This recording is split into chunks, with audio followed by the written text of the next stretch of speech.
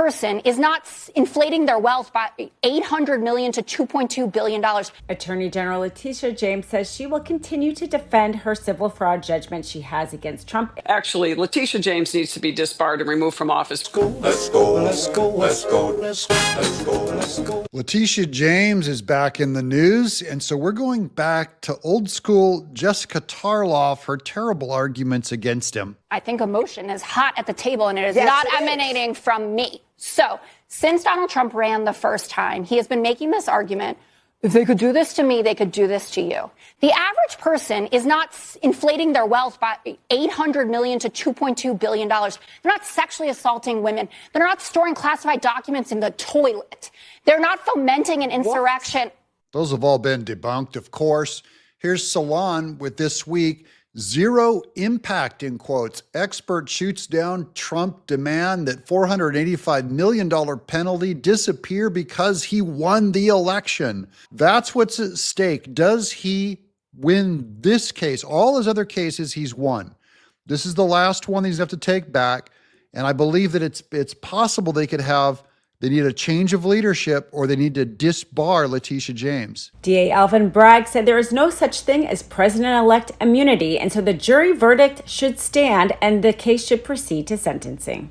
Attorney General Letitia James says she will continue to defend her civil fraud judgment she has against Trump in the appeals court, even while he's president, because the Supreme Court has made it clear that civil litigation can proceed even while someone is president, as long as it has only to do with private conduct. Okay, now remember, there's two holdouts. It's Alvin Bragg and Letitia James.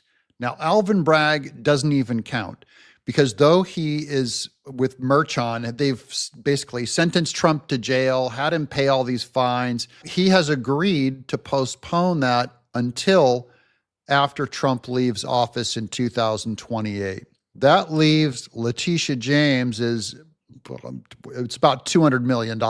It got cut in half from $485 million. That fine that is pending, that Trump's been fighting, he's trying to get it dismissed because she's been embarrassed by their own appeals court. Mar-a-Lago, you remember the documents? Let's focus on this case. We can do a lot. You always do that. No, Jessica, you're doing a laundry list. Really? You just Judge Edgar on this too. When we're focused on one topic, we're focused on one topic. Okay. And yes, it does matter. Falsifying your business records. Do you do that? No. I'll tell you what I do, because I'm glad you asked. When you're in a contract negotiation with a company, let's say your contract is up and your company says, we want to renew your contract, and they don't give you a bump in the raise. That's the beginning. And then you come back and you go, you know what? I'm going to ask for the frickin' moon, which I always do. That's all Trump did, was ask for the moon, which is normal business practices. But last time I saw Greg Gutfeld argue with someone on his show like that, it was with Geraldo Rivera, and he's no longer on the show. Here's Al Rojas on Twitter. People are wrongly convicted all the time because our court systems are not perfect and subject to malicious prosecution by corrupt DAs, AGs, and politicians like Alvin Bragg, Letitia James, and the Mueller investigators. Trump is 100% innocent. And I know I'm not going to get the moon, but I also know at the end of the day, they're going to see everything. I can say I want $100 million over the next 6 months. They're going to laugh. But that doesn't mean I broke the law. It means this is what you put down in a negotiation. And as the judge said, it's all transparent. They actually see it. There is no fraud here, which is why you're bringing up other stuff. No, it's not. I started with that. And then I said, actually, it's a pattern. Well, Jessica Tarlov is bringing up a whole laundry list of things because and by the way, all of them have since been proven false in court. So she doesn't have anything on Trump. Neither does Letitia James anymore. It's largely been dismissed. Trump was vindicated. He didn't commit a crime with his, what she said was overinflating the value of his companies, which there's no victim of this crime. The appeals court said as much. She's going to be in hot water. Now there's calls for her to be disbarred. That might be what it takes to get this case dismissed, and that might also scare Alvin Bragg into reversing his case also. We'll see what happens when Trump actually gets inaugurated. It could turn all of this stuff around when the investigators become the investigated. let's just give you the final word. I was going to say, you obviously, with respect, Jessica, know nothing about real estate valuations, real estate development, or the IRS, or getting loans from big banks to develop skylines in New York City. Donald Trump did more for New York City than 1,000 Letitia James has done. Letitia James and these corrupt DAs and attorney generals, they don't actually do anything for New York.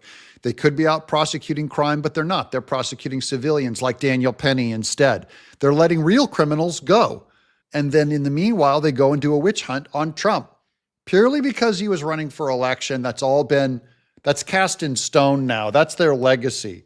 No one takes Alvin Bragg or Letitia James seriously anymore, but they're the last holdouts because of their pride.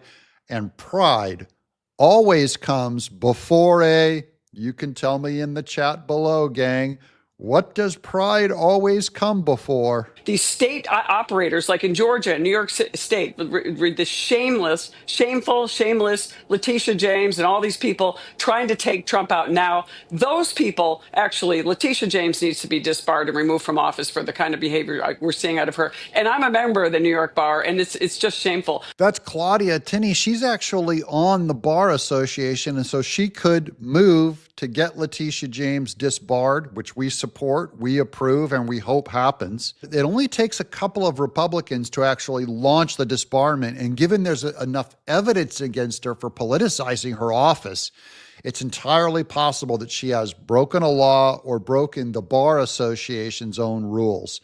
Now, the problem is the actual leader of the bar in New York is a flaming Democrat, but other members of that board, there are Republicans on it. If you look at this history of this case, she's gone after now Cuomo, Donald Trump, the NRA, the NYPD, and she's done nothing on street crime, nothing on real white-collar crime.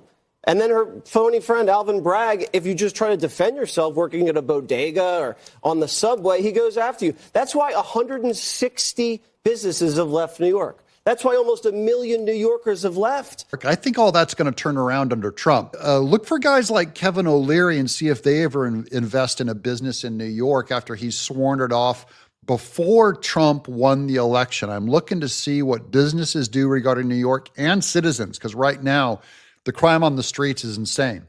People are fleeing the state, but there could be a turnaround. There could be hope for them in the future, but only because of Trump and his administration that could possibly clean all this up, make New York a robust place again with Republican support of internal businesses, lawmakers. If they can get rid of if they can disbar Letitia James and remove her or replace her or even do a recall on her and Alvin Bragg, it could all turn around. I'm John Mike Keane.